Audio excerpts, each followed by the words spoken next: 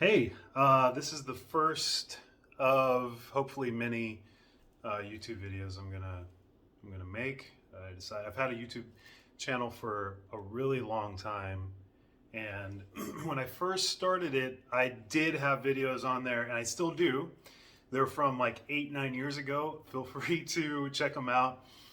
I spoke a lot about kind of spirituality, mindset, law of attraction, the same things that I will continue to talk about moving forward.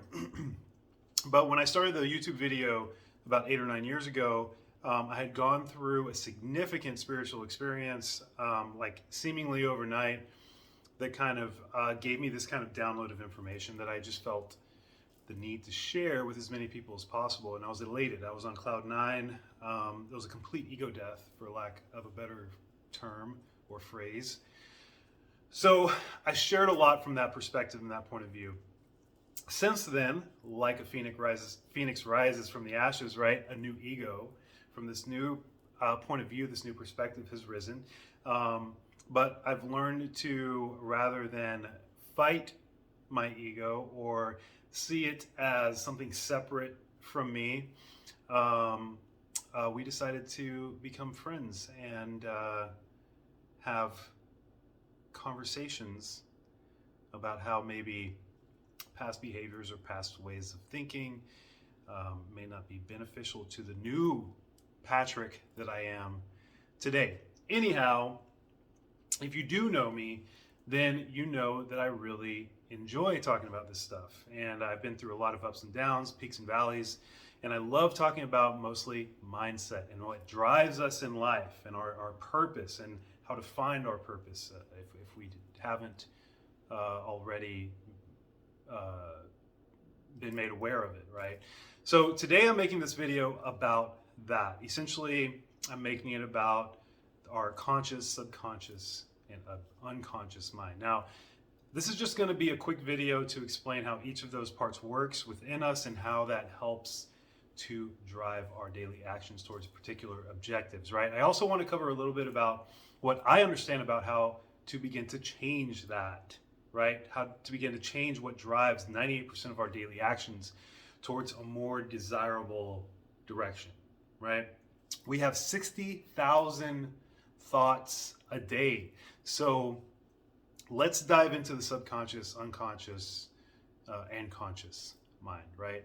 Now, whether you believe it or not, the way your conscious, subconscious, and unconscious mind works determines how you experience your physical life, right? So if you want to make a change in any area of your life, whether it be your health, your relationships, the amount of money that you're bringing in, this is what determines whether you do it or not, right? So this is what you have to work on. A lot of people try to change the external, right? But it's actually the internal, right? You're not going to want to skip this one. So first, right at the surface, you have your conscious mind, right? So let's think of the igloo. I'm sure the majority of you know the the igloo analogy, right? You have an igloo, and just at the top, above the surface of the water, you have just a small portion of the igloo. But below the water is the main body of the igloo, right? So just think of that, picture this in your mind. And above the surface of the water, you have the top part of the igloo. So you can think of this as your conscious mind. Now, your conscious mind, that's the tip of the iceberg, or not igloo, I'm sorry, I've been saying igloo, iceberg, right? Tip of the iceberg. This is where you think 5 to 10% of your thoughts every day, right? These are your waking thoughts, right? These are things like your willpower, your goals, your decisions, your actions, your plans, right? Your objectives, right? This is where all of this is developed, and this is how we work towards these like daily objectives every day, right? So if you've worked with a mindset coach, right, if you're working with one now or in the past, a lot of them tend to focus on daily habits, which is great, daily habits and kind of reconditioning that conscious mind, right? And kind of chipping away at changing your habits and changing your thought patterns, like being aware of certain thoughts that may not be serving you and changing it in the moment. So this is the work that we do on our conscious mind to kind of create change, right, in our external world. Now, underneath the surface of the water, you have the tip of the iceberg, which is your conscious mind. Now, underneath, you have the body of the iceberg, and this is the majority. This is your subconscious mind. This is 50 to 60% of your thoughts that you're not really aware of, right? And this is the part that psychologists say that drives 98% of our actions throughout our daily lives, right?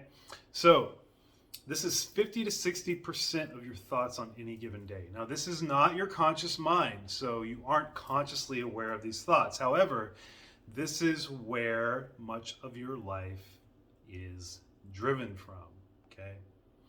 This is the part of your mind that is always active. For example, when you go to sleep, your conscious mind kind of shuts down. And however, your subconscious mind is constantly going 24/7.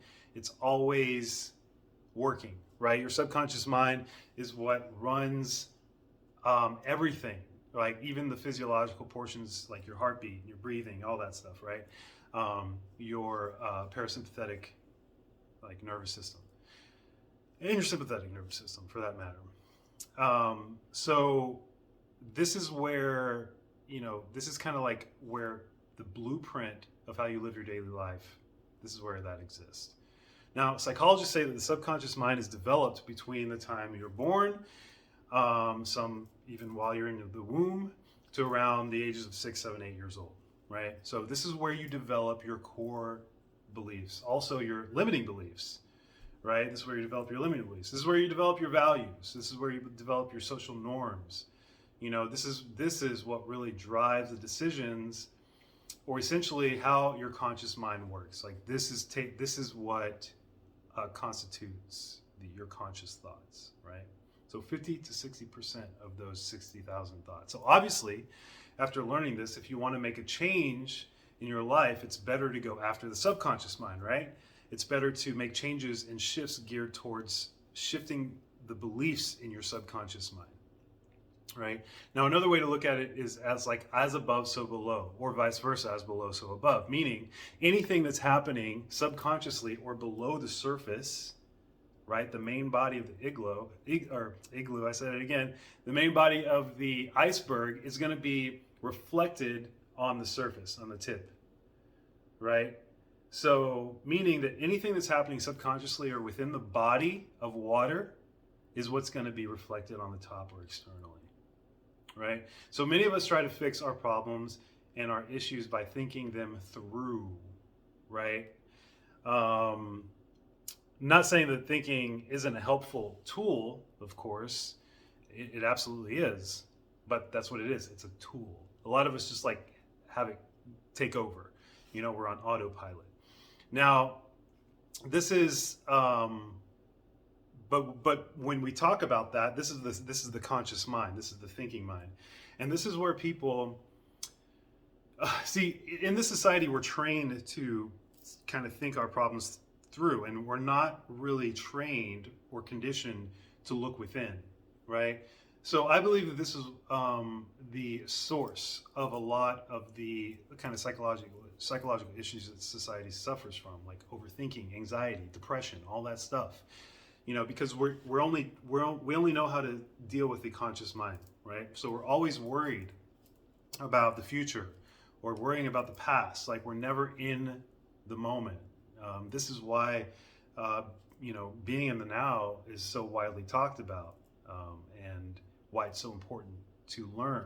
This is why meditation is so important. It kind of trains us. This is how we can train ourselves to be in the moment, right? And kind of detach from those overthinking thoughts, the thoughts that develop the anxiety, the thoughts that develop the depression, right? We've been trained to operate so much on the surface level that, that surface level can't really handle the things that we desire in our life, right? So we try to make these shifts and these changes by changing the conscious mind, the thoughts, the overthinking, and all that. And when a much easier and a better way to do it is to work on the subconscious, right?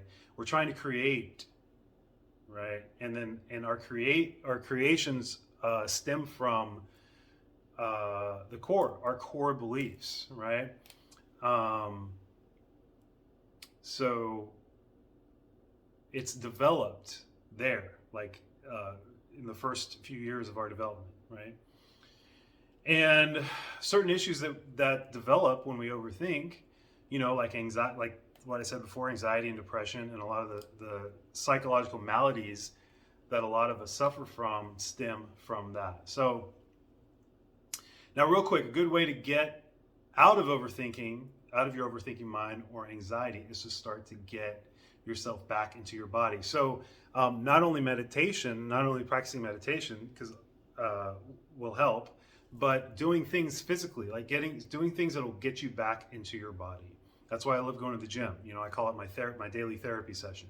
I get into my body, like I'm focusing on physical activities rather than staying in my conscious mind, right? So, for example, for an hour or so a day, I'm moving my body, I'm focusing on the form, I'm focusing on getting my body stronger, movement, so it doesn't leave a lot of space for me to always be in my head, right? And then, of course, the more consistent I am with it, the more it kind of bleeds into the times I'm not in the gym. I'm used to that feeling of being in my body. So if my mind starts overthinking or anything like that, I can go back to, I can kind of tone it down by remembering that I've been training myself to consistently be in my body, right? That's why those mandala drawings, those coloring books are so popular, right? Because you get into it, you're focusing on that, and it's kind of detaching you from those overbearing thoughts, right? And again, meditation is something that I recommend for everyone to pick up. And it's very difficult. Of course it's difficult, like especially if you've never done it before. It's going to feel uncomfortable because things that you're not used to feel uncomfortable. But that's where the magic happens, outside of your comfort zone, right? So these are some really good ways to kind of start getting into a frame of mind to change your subconscious, right? To change the thoughts and beliefs in there. Now, I follow Joe Dispenza and listen to Bruce Lipton a lot. And if you're watching this, hopefully you know who they are. If not, I highly recommend you go look them up and check out some of their content. But they speak a lot about ways in which to shift our subconscious mind and kind of to literally rewrite ourselves into our highest version, right? To get to the point of where we want to be. Because our subconscious mind, this is where all our emotions, our values, our fears, right? Our projections, identity, imagination, all of your memories reside in your subconscious, your personal beliefs, cultural beliefs, societal norms, like I said before, and your limiting beliefs, right? For example, money. So let's talk about money. A lot of people, of course, in our society, this makes sense, want to make a larger amount of money because there's this base level, whatever, that's a whole nother conversation. But if you were raised, for example, with parents always telling you between the ages of 0 and 8 years old, always saying things like, money doesn't money doesn't grow on trees,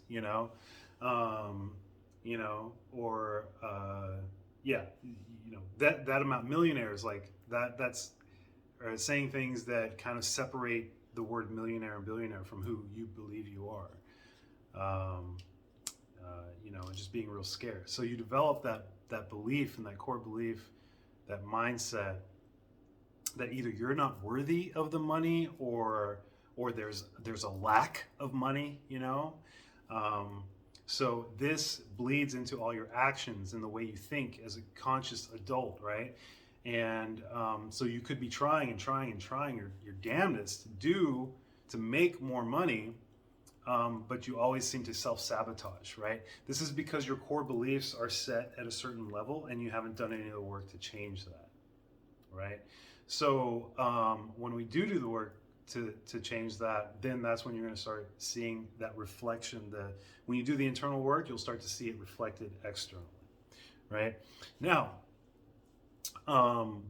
so yeah, you have your subconscious mind, 50 to 60% of your thoughts, right? Now, I wanted to share another thing about working out. Obviously, I'm big into working out. Not only does it get you back into your body, but you have your own personal pharmacy inside of your body, right? And working out and being physical creates the necessary chemicals needed to get you back into a homeostasis, like on a mental state and a physical state, right? So something else I highly recommend is just to get active. You don't have to go crazy, but move your body. That's what it was designed for, right? Now,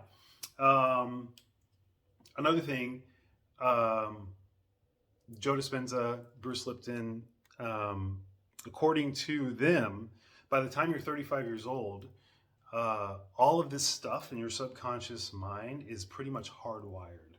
That's why by the time you're 35, it's a lot more challenging to change, right? Now, not to say that it's impossible. It's not impossible, but it's challenging. That's why the first step of any of this is awareness, right? You got to be aware of what's beneficial to you. You got to be aware of what you're doing that's that serves you, and you have to be aware of the things that you're doing that doesn't serve you. And once you can see the difference between the two, you can start to manipulate the things you do on a daily basis, on a consistent basis, and the diet that you feed yourself, not only food-wise, but mentally as well. You can start to change those things to shift your subconscious beliefs into a certain direction. They also talk about, Bruce Lipton and Joe Dispenza, they always talk about the best times to do this. And two of the times that I always tell my clients to kind of like make these shifts is right before bed and right when you wake up in the morning, because you are in a certain state of mind. I'm not going to get into it in detail now, but just trust me when I say that it's been tested scientifically.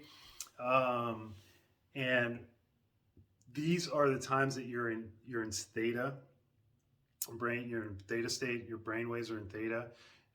And if you study children between the ages of 0 and 8 years old, they're mostly in theta. That's why they absorb and they kind of solidify those beliefs that they're gathering from their external environment. So as adults, we're not in theta that often during the day, but we are right before we go to bed, right? Right before our conscious mind is about to shut down, and then right when we wake up in the morning, right? So these are the best times to kind of do auto-suggestion, right? To start feeding your mind, your subconscious, with new thoughts and beliefs and values and etc. Right? Now, the unconscious mind. Now, below the you have the tip of the iceberg, which is your conscious mind. You have the body of the iceberg underneath the surface, which is your subconscious mind. And at the bottom, the very bottom, the dark place, right? Where there's no light, right? This is where 30 to 40% of your thoughts kind of stem from. Maybe your behaviors and actions, some things you may not understand why you do. This is your unconscious mind, okay? So your unconscious mind, this is the darkness, right? This is the shadow, the repression, everything that you've repressed throughout your life. And a lot of people, so part of the program that I have, I do mindset work, I do transformational coaching, I have a 90-day program, and part of that program, a significant part of that program, is shadow work, what we call shadow work. Now, shadow work is designed to kind of ask yourself certain questions to get you down into the unconscious and to bring those repressed thoughts, feelings, emotions up to the surface so we can deal with them, right? So we can see what's actually driving our behaviors that we don't understand and start to change it. Now, this is very difficult for a lot of people, and there's different modalities to like get there and to kind of break it up to deal with. And this can be very difficult because emotionally it's taxing. So you'll find because this is where our trauma resides. This is where our guilt, our shame, our violence, right? This is, in other words, this is where our secrets lie. This is where we stuff all that stuff down, and we try to forget about it. But like I mentioned before, you have to you kind of have to befriend not only your ego but your shadow side, right? Your shadow self as well. You have to know what's causing these things if you want to change them or fix it. So like I said, there's different modalities to kind of get through it. I like to work with visualizations, shadow work, journaling, and breath work, right? Breath work is extremely powerful to bring all those low traumas up to the surface so we can transmute that energy, right? So so yeah, these are the three parts of your mind. This is all internal, right? I'm a big advocate for, if you want to create change in your experience, in your physical three-dimensional experience, you have to change what's inside you, right? Because you're creating your experience in every single moment, right? And there is a higher version of you that exists. There's a higher version of you that's there, is omnipotent, right? It's omnipotent. It's everywhere. So our job is to kind of clear through the layers to make a clearer reception, like to have a clearer reception, to our higher selves, right? So we can shift into the higher version of ourselves, right? So, for example, one of my visualizations is to really get into detail about what that higher version of you is, like who that is, what they do, how they think, how they act, all of that. Get really specific with it, and when you're really familiar with who that is, then we can start making the changes to shift into that person. So, so yeah, this is just pretty much what I want to talk about real quick. It's not, I mean, we can get deep into all of this, but I'm going to cut it off there for now. For my first YouTube video in 8-9 years.